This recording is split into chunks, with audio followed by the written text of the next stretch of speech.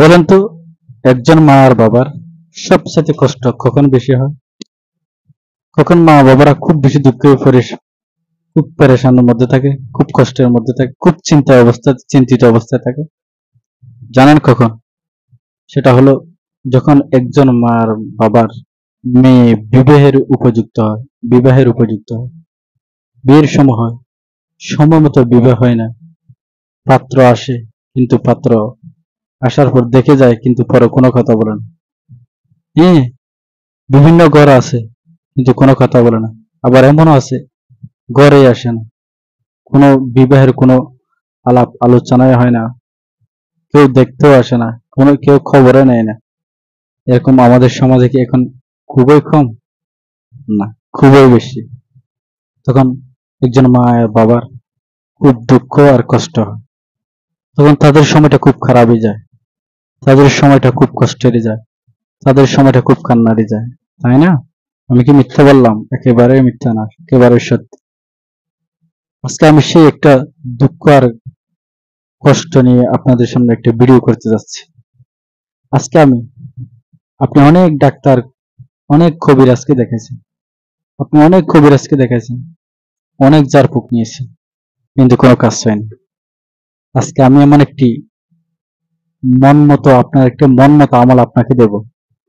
যে আমলটি আপনি করেন, যে আমলটি আপনি করতে পারলেন, ইনশাআল্লাহ ইনশাআল্লাহ আপনার মেয়ের দ্রুত বিবাহের ব্যবস্থা হয়ে যাবে।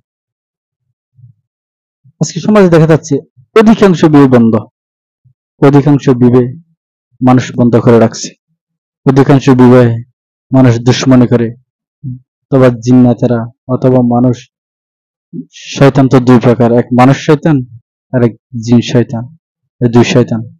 নইলে মানুষ শয়তান আপনার মেয়ের বিবাহ বন্ধ করে রাখছে, অথবা আপনার বিবাহ বন্ধ করে রাখছে, হয় জিন শয়তান আপনার বিবাহ বন্ধ করে রাখতে পারে। তাহলে চলুন আজকে আমি সেই কঠিন পরিস্থিতি থেকে কিভাবে উদ্ধার হতে পারবো, তার জন্য কি কোনো পথ খুঁজে নাই? আপনি কি কোনো পথ খুঁজে পাচ্ছেন না? তাহলে আজকে আমি আপনাকে এমন একটা পথ দেখাই দেব, যে পথটি আপনি ধরতে পারলে ইনশাআল্লাহ ইনশাআল্লাহ যদি আপনার বিবাহ বন্ধ হয় অথবা আপনার মেয়ের বিবাহ বন্ধ হয়, আপনি যদি ছেলে হয়ে থাকেন, যদি ছেলের বিবাহ বন্ধ হয়ে থাকে, অথবা আপনি যদি মেয়ে হয়ে থাকেন, আপনার বিয়ে যদি বন্ধ হয়ে থাকে, অথবা আপনার মেয়ের বিবাহ, আজকে আমি কোরআন হাদিস থেকে আমি আপনাকে ওষুধ দেব, এমন একটি আমল শিখিয়ে দেব, এমন একটি পথ দেখাই দেব, যে আমলটি, যে পথটি আপনি যে পথে চলতে পারলে, যে আমলটি করতে পারলে, যে রাস্তায় চলতে পারলে আপনার অতি দ্রুত বিবাহের ব্যবস্থা হয়ে যাবে ইনশাআল্লাহ।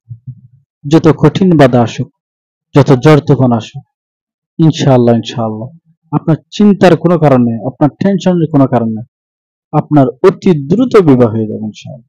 আপনাকে আল্লাহ যার জন্য নির্দিষ্ট করে রেখেছে, আপনাকে, আপনার জন্য যাকে আল্লাহ বানিয়েছেন, ইনশাআল্লাহ আপনি তাকে পেয়ে যাবেন। তাহলে চলুন মূল ভিডিওতে চলে যায়। মূল ভিডিওতে চলে যাওয়ার আগে সবার কাছে ছোট্ট একটি রিকোয়েস্ট থাকে, আপনি যদি আমার এই চ্যানেলের নতুন দর্শক হয়ে থাকেন, দয়া করে আমার চ্যানেলটি সাবস্ক্রাইব করে আমার সাথে থাকবেন। তাহলে ইনশাআল্লাহ প্রতিদিন নিয়মিত এরকম ইসলামিক ভিডিও পাবেন। তাহলে চলুন চলে যাই আমরা মূল ভিডিওতে।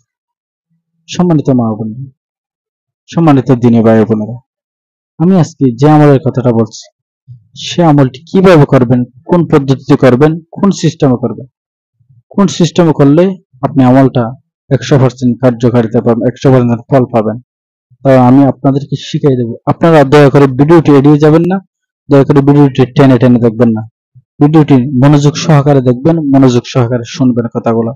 আর আমি যে পদ্ধতিতে বলবো, যে সিস্টেমে বলবো, আপনারা সেই সিস্টেমে মানার জন্য চেষ্টা করবেন, সেই সিস্টেমে আমলটি করার জন্য চেষ্টা করবেন। তাহলে চলুন কথা না বাড়িয়ে চলে যাই আমরা মূল ভিডিওতে। আমলটি করার জন্য আমি পদ্ধতিটা আপনাদেরকে শিখিয়ে দিতেছি, আপনারা মনোযোগ সহকারে। প্রথমে আপনি পবিত্র হবেন, ওযু করে পবিত্র হবেন। পবিত্র হয়ে একটা জায়নামাজ নিয়ে আপনি জায়নামাজে দাঁড়িয়ে, মুসল্লায় দাঁড়িয়ে প্রথমে সালাতুল হাজাতের 2 রাকাত নামাজ পড়বেন। কিসের নামাজ? সালাতুল হাজাতের 2 রাকাত নামাজ পড়বেন। সালাতুল হাজাতের নামাজ মানে আপনার বিবাহ হইতেছে না, আপনার বিবাহ কেউ বন্ধ করে রাখছে। হ্যাঁ, আপনার বিবাহ বন্ধ করে রাখছে, বিবাহে কেউ জাদু করছে। আপনি বিবাহের নিয়তে আপনি সালাতুল হাজাত 2 রাকাত সালাতুল হাজাতের নাম, আমি কিবলামুখী হইয়া আমি পশ্চিম দিকে হইয়া দাঁড়িয়ে 2 রাকাত সালাতুল হাজাতের নামাজ আদায় করতেছি। নিয়তটা এভাবে করবেন এবং নিয়ত করে কিসের 2 রাকাত? ও বিবাহের, মানে আল্লাহ যেন আপনার বিবাহের পথটা করে দেয়, অতি দ্রুত বিবাহের ব্যবস্থা হয়ে যায়। সালাতুল হাজাতের 2 রাকাত নামাজ পড়বেন। এটা যে অন্যান্য নামাজের মতো, অন্যান্য নামাজ যেমন আমরা ফজরের নামাজ 2 রাকাত যেরকম পড়ি সেভাবে পড়বেন। পরে আপনি সালাম ফিরিয়ে সুন্দর করে বসবেন। বসে আপনি যে কাজটি করবেন, বসার পর আপনি প্রথমে 11 বার দুরূদ শরীফ পড়বেন। 11 বার দুরূদ শরীফ পড়বেন। দুরূদ ইব্রাহিমও পড়তে পারেন, যেটা আমরা নামাজে পড়ি। এটা যদি না পড়েন, আপনারা যে নামাজে দুরূদ শরীফ পড়ি, দুরূদ ইব্রাহিম, এটা যদি না পড়েন, আপনারা কি করবেন? আমি একটা ছোট্ট দুরূদ আপনাদেরকে শিখিয়ে দিতেছি। দুরূদটি হলো আপনি সাল্লাল্লাহু আলাইহি ওয়াসাল্লাম, সাল্লাল্লাহু আলাইহি ওয়াসাল্লাম, এই ছোট্ট দুরূদটি পড়বেন। এটা 11 বার পড়বেন। 11 বার এই দুরূদ শরীফটি পড়ার পর আপনাদেরকে একটি ছোট্ট আল্লাহ তাআলার গুণবাচক নাম শিখিয়ে দেব। এই নামটি এমন যে পাওয়ারফুল, এই নামটি এমন পাওয়ারফুল, এই নামটি নিয়ে আপনি এই এই বিষয় সম্পর্কে, এইসব বিষয় সম্পর্কে, মানে এই নামটা খুবই পাওয়ারফুল, আল্লাহ তাআলার গুণবাচক এই নামটি। নামটি হলো ইয়া লাতীফু, ইয়া লাতীফু, ইয়া লাতীফু, ইয়া লাতীফু। এই ছোট্ট একটি আল্লাহ তাআলার নাম। এই নামটি আপনি 1000 বার পড়বেন। কয়বার? 1000 বার। ইয়া লাতীফু, ইয়া লাতীফু। তারপর 1000 বার এই নামটি পড়বেন। এই নামটি পড়ার পর আপনি আবার 11 বার দুরূদ শরীফ পড়বেন।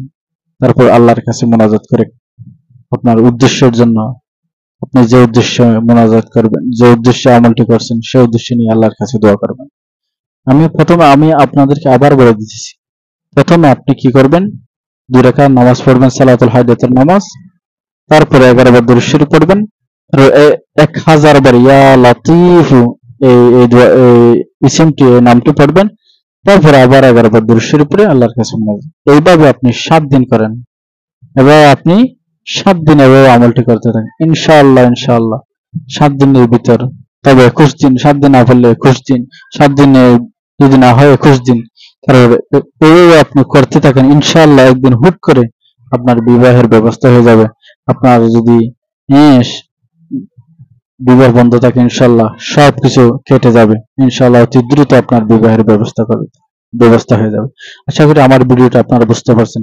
যদি না বুঝে থাকেন কমেন্টে জানাবেন, কি কি বুঝেন নাই, আমলটি যদি না বুঝেন, আমি কমেন্টে আপনাকে ইনশাআল্লাহ জানিয়ে দেবো। তাহলে আজকে এখানে থাক। আসসালামু আলাইকুম ওয়া রাহমাতুল্লাহি ওয়া বারাকাতুহু।